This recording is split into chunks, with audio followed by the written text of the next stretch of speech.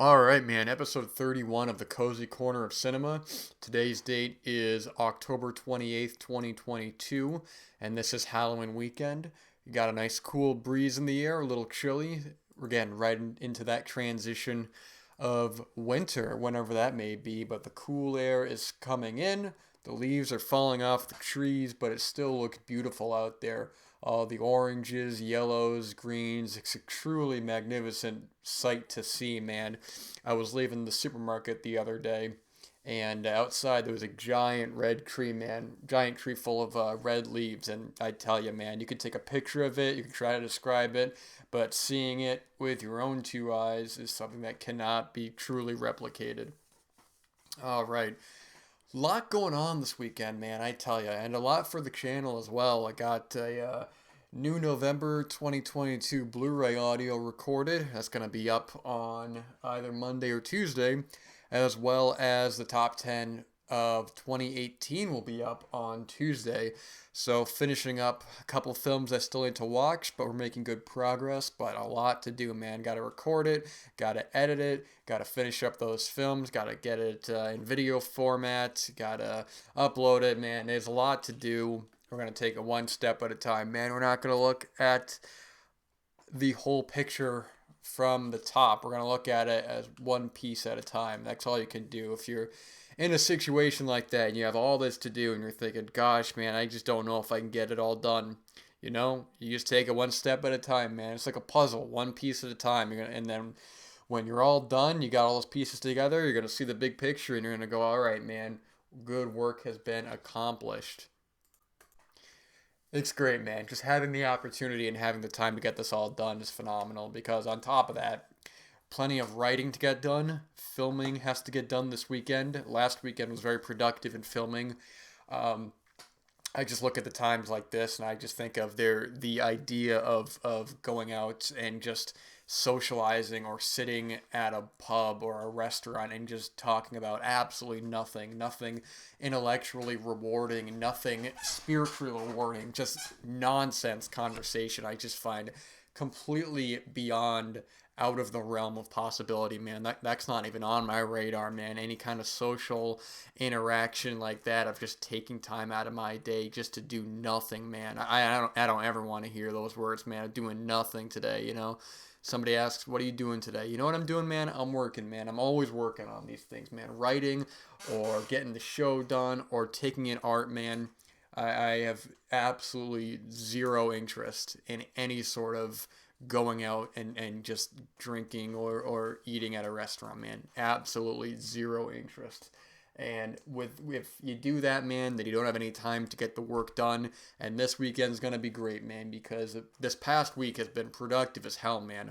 Plenty of writing got done, plenty of work got done, man. I tell you, and we're not gonna waste this time, man. It's the end of the year. There's a lot to do. There's a lot to wrap up with before the end of the year, man. So you just got to take the time and do what you want to do, man, and not waste it on activities or ideas or actions that will not be beneficial to you in any way. It's just life's too short for that kind of stuff, man.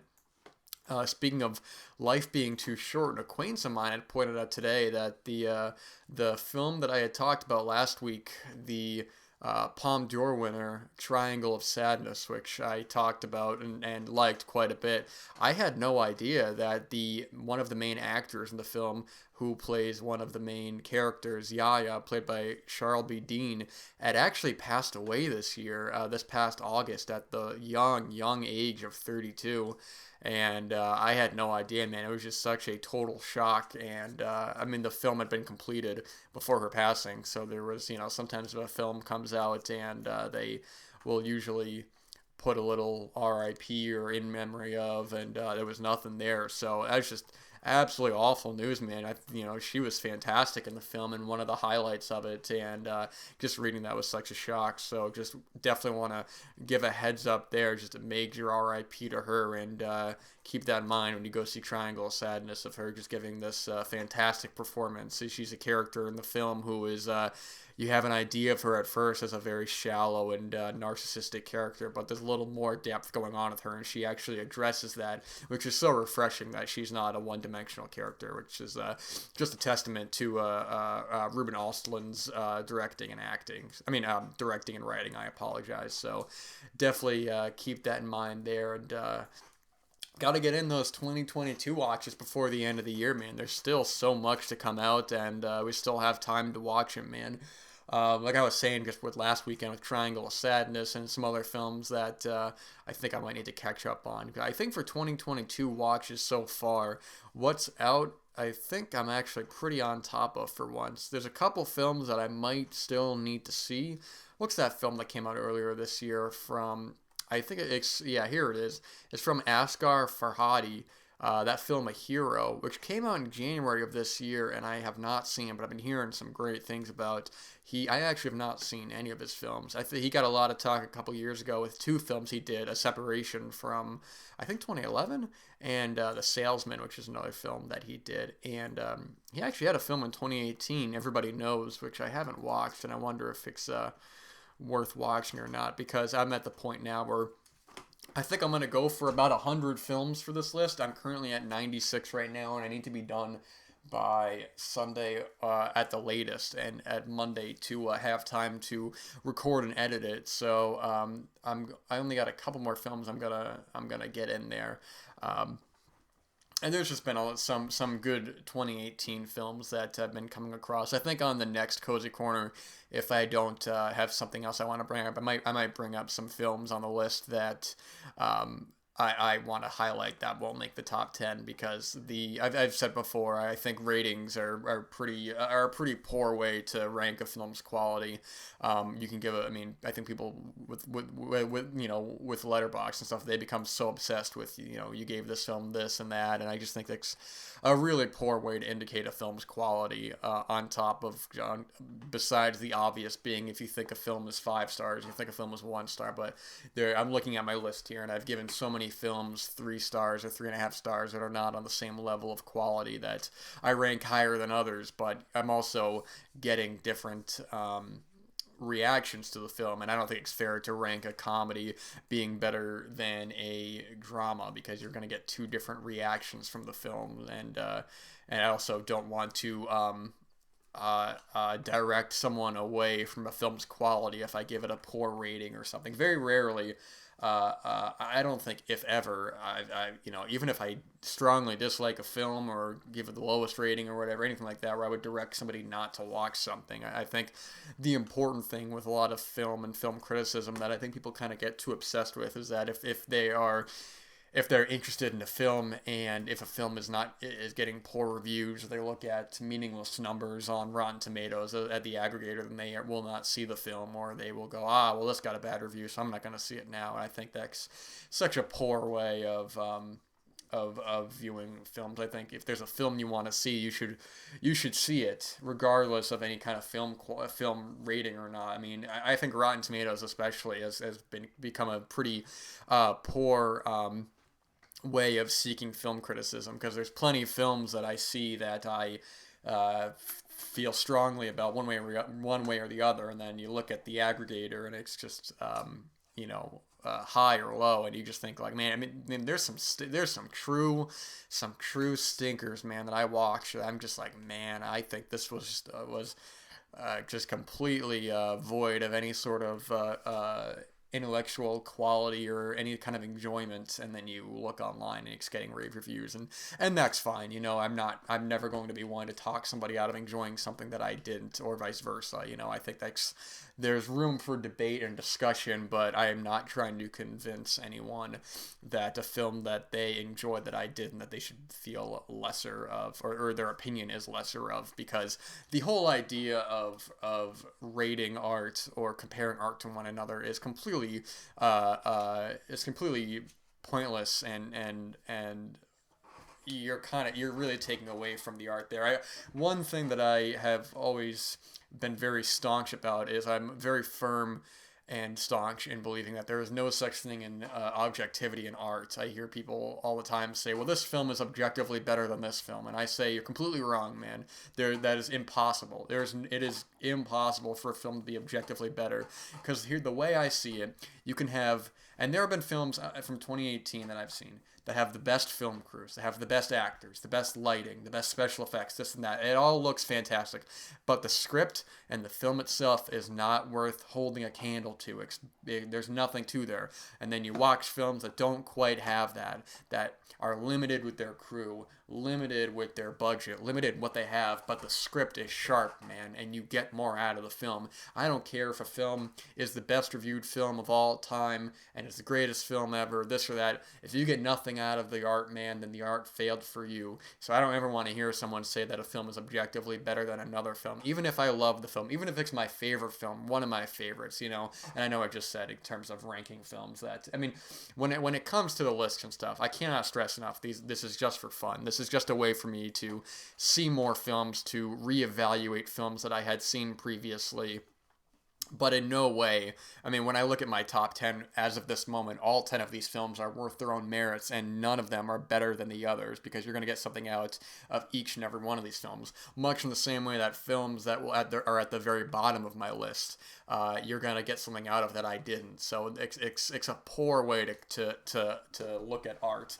And the idea that if you watch a classic film and you get nothing out of it, and you watch a brand new, shallow, let's say you're going to see the latest Marvel film or Disney film or whatever, and you get more out of that than some critically acclaimed classic film, then in that regard, that art is better for you. So objectivity in art is impossible. I'm sorry, man. It just is.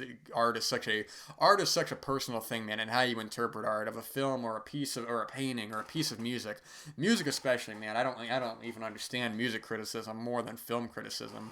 Music above all else is for all of us a very personal thing. So if somebody likes a piece of music or likes a band or whatever that you don't, or vice versa, there's no way to criticize that. It's impossible. It's just all about what you get out of it, man, and that's why art is so powerful, and that's why it's sort of like, it's hard to recommend certain pieces of art, because it's all about where that person is coming from, of how they're going to react to a film or a painting or anything like that. You're going to either get something out of it or not. So that idea of any sort of criticism on that regard is just completely shallow and a completely poor way of critically looking at any sort of medium, or any sort of artistic medium, I should say. It's completely ridiculous and a completely a poor way of looking at it. From the grand scheme of things, but yeah, man, with that said, whenever it comes to these last weeks of a list, I always do the last 3 weeks in terms of just watching films from that year. So it becomes a nice refresher to finally get out of that cycle, because when it comes to these lists, these top 10 lists, there's a squeaky chair. Jeez Louise, man, gotta get some WD-40 on this.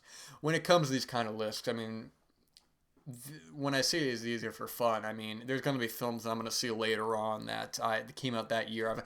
I've done 1998, 1958, 1956, and I guarantee there will be times where I see films from those years that would have made those lists that didn't make the list. And it's just like I said, it's just a way to turn people on to films, for me to see films that I hadn't had an opportunity to refresh myself on films. That's all it is, man. I wouldn't take these kind of lists too seriously. I see people online, they just get so upset over, like, oh, you ranked not to me, but, you know, to like Watch Mojo or channels like that. Oh, you ranked this higher than this, is, you know, and it's all completely ridiculous, man. It's just it's really there's favorites and there's best, and in terms of best, I don't think that's a very I don't really think there's much to draw from in terms of what would be kind of what I was saying before. But either way. So what I had mentioned last week is that, so Triangle of Sadness, man, it won the Palme d'Or, and one of these things is that a lot of films end up popping up at this time of the year that you really don't hear a whole lot of talk about, and people mention about certain films that get nominated for any kind of awards, which are completely meaningless in the grand scheme of things. in terms of what films get remembered and what films are regularly thought of in the collective conscience. I mean, what won? What won last year? I don't even remember, man. I'm trying to think. You know what? I'll look it up in a minute, but I'm trying to think of what the hell won Best Picture last year, and I have no idea, man. I know that Nomadland won the year before, and somebody right now is probably saying it, and that's fine. But the fact that it's not coming to mind immediately, that ain't a good sign, man. I'm telling you. Now that's really gonna bug me. What did win last year? I try not to look up any sort of. Oh, Coda. I did not see that film, man. Did anyone see that film, or did a lot of people see that film? I don't know if I certainly didn't. Yeah, man.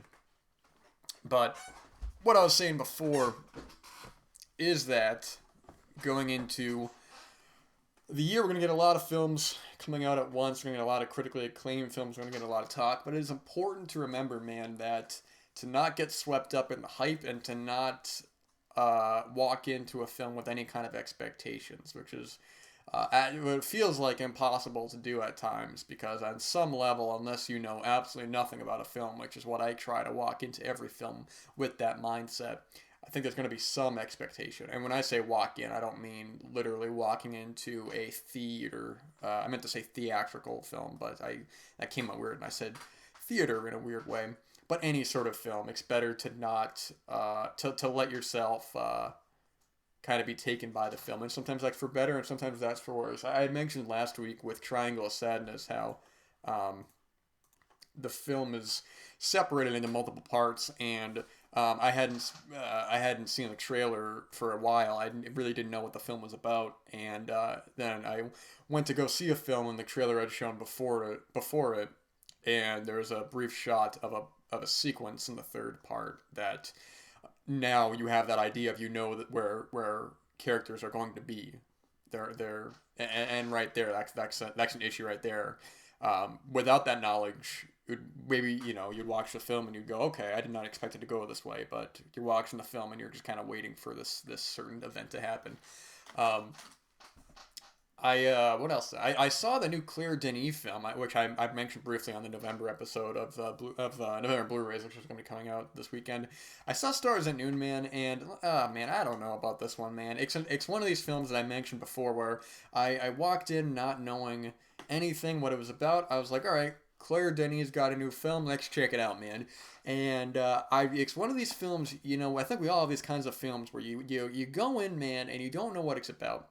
But I'm sitting there, and about halfway through the film, maybe even less, I'm sitting there and I'm going, I don't know what's going on in this film, man. The script is absolutely nonsensical. Characters are dropping in and out. You don't have a clear sense of what the actual threat is. And even when you get into the third act, when a deal has to be made, I'm sitting there going, man, I don't know. I have no emotional investment in this. I have no emotional stake in this. And it's an interesting contrast between that and another film first that I saw earlier this year, which I'll briefly mention, which I also did briefly mention in the November Blu-ray episode, is The Other Side of the Blade, with Juliette Binoche and the actor from Titan that I keep forgetting. And also I meant to say the Both Sides of the Blade. I'm thinking of The Other Side of the Wind. Jeez Louise. And Vincent Lindon, who was from Titan last year, also won the Palme d'Or, speaking of Triangle of Sadness. This is a film I liked a lot, man. It's a good triangle, no pun intended, it's a good triangle, like a three-way kind of issue where you have a character that comes back into these people's lives and the problems that it causes there. And it's interesting because I haven't seen a whole lot of Claire Denis films, but I watched that film and I didn't think it was a great film. I had my problems with it, but that's all right. It's a very well done film. Big fan of Juliette Binoche. And I'm watching it going, man, this is so strong with these characters. And then in the third act, I like how it kind of, you feel one way about a character and then you start to feel another way. And it's a complicated process it's a complicated problem where somebody's at fault, but there is also it's a little more gray like that. So you go and you watch it and you're like, wow, man, these are some well fleshed out characters. I understand the emotional predicament that they're in and the problems that the relationship is being caused because of this.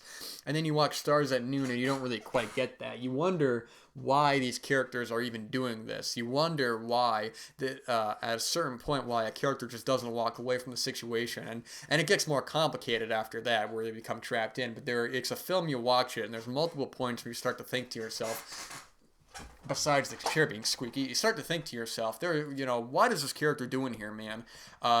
They try to explain it away with some of the financials with her character, but either way, I don't normally like to rag on films like that. I only bring it up because I just saw it and it's still fresh in my mind. And I know Claire Denis is a filmmaker who a lot of people like to keep eyes on, but I don't think this is getting the best of talk from what I've seen. But just want to bring that up in case anybody was interested. I believe I actually saw it pop up on Amazon to rent, so I think you could probably rent it for like $5 or something. As well as a film that now this was a bizarre experience, man. So I go to all these films theatrically, man, and I go to see them. And like I said before, I got my thing, man. I go to the cinema, I get myself a large coffee, and I sit in my seat. I got my same spot for each theater, certain spot that I sit in, and it's perfect, man. Everything's perfect. And then I go see this new film, man. I go see this film, My Policeman, with who's that fella? Harry Styles from the he's from that band, One Direction, and I'm watching the film. And I'm going, and okay, before I even watch the dang film, man, I step into the cinema, and now let me tell you something. When I see these art films, no, they ain't only about a handful of people there. I saw Stars of Noon, wasn't a person in there. The woman even working there joked at me and said, "Looks like you got a private showing," and I laughed, and I said, "That's A-okay with me, man. It's perfect," you know. And when I saw Triangle of Sadness, not a person in the theater, man. It was perfect. I could give myself the opportunity to laugh if I needed to without having being concerned about disrupting another person's experience. Let me tell you something, man. I walk into this cinema, man, and this theater is full of teenage girls, man. I'm just going, what is going on here? And then I remember, oh yeah, Harry Styles is in the film. And let me tell you something. I don't know much about music. I don't know much about. I know he was in trouble for "Don't Worry, Darling." He's been in the news lately. I keep seeing him pop up, and I'm just like, oh yeah, that's right, this is him. And man, let me tell you, this theater, I think the thing may have been sold out. It was wild, man. This audience, I felt like I was on 42nd Street, man. This audience was going wild for this film. If you don't know what the film's about, it's very similar to two other films that I had seen this year, actually, which I'll mention briefly. But it goes back and forth between this elderly couple, and they have another fella there's living in their house who's in a wheelchair, and he can't really. I don't actually. He may not be in a wheelchair. I don't remember, but he can't really talk. He's basically. I think he's dying. And we flash back to this problem we have, this problematic relationship. You have these two characters, this guy and this girl, Harry Styles and Emma Corrine, who I've not seen in another film. Okay. And they're in a relationship, but then problems arise when Harry Styles and this fella, David Dawson, they start to form a relationship, and it's this whole issue, man. It's a whole problem. And I'm watching the film, and I'm going, this film has poor writing, it's got poor acting, it's very simplistic, which is okay if the film is alright. I have no problem with simplistic characters if the film is enjoyable. But this film is not very interesting. It's moving along at a not very interesting pace. It's very predictable, very melodramatic. It's very awkward. And I'm like, man, this cinema is jam-packed. Actually, I had two people next to me, man. They left in the last 20 minutes. I'm thinking, man, you left with 20 minutes remaining. What are you doing, man?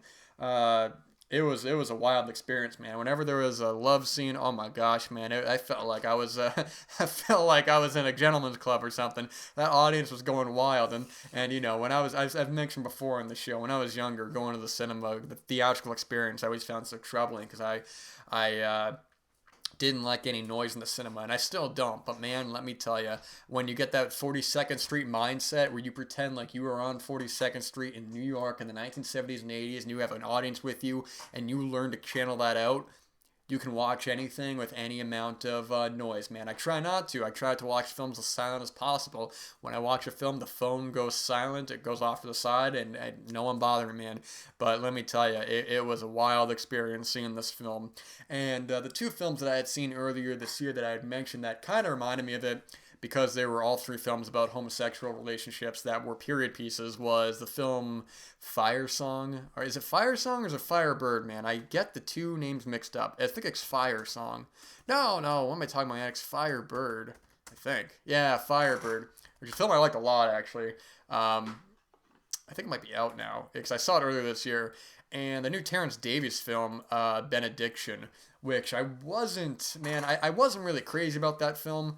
I liked it. It was all right. I thought it was a bit too long, but it reminded me of those films. And I see both those films, and there ain't a person in either one of those theaters, man. So maybe next time they make it. And also with Benediction, it's another film you have a character looking back on a period in their life where they were in a homosexual relationship. And I mean, check both those films out, man. I think I read a lot of very good talk about Benediction. I mean, actually, I liked the film, but it didn't really leave much of an impact. But I thought Firebird was very well done and has a very, very excellent third act. I think the third act of that film actually kind of excels it to being a great film, in my opinion. But I'm sure if I watch it again, who knows, man. But maybe next time they make a film like this, you just get a pop star in the film. You get a big name like that. Who's a big pop star now? I don't know anything about music, man. I don't know, man.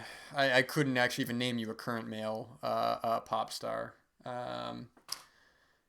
Gosh, I really can't think of one, man. I'm not going to look it up because I don't really care that much. But either way, that's just been going on. A lot of films been watched.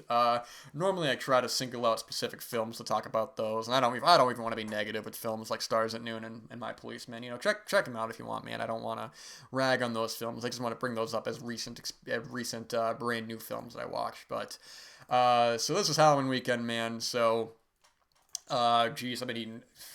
Gosh, man, I've been eating more candy this time of the year. I've eaten it probably the last 5 years, man. It's just there, man. It's insane. I bet if there was a gun on the table, I'd probably end up shooting myself because I'm like, hey, why not, you know? Man, but, you know, be cool with eating candy. Don't try to eat too much, man. You don't want to get sick of it. You don't want to get sick to your stomach, man. It ain't going to sit well with you.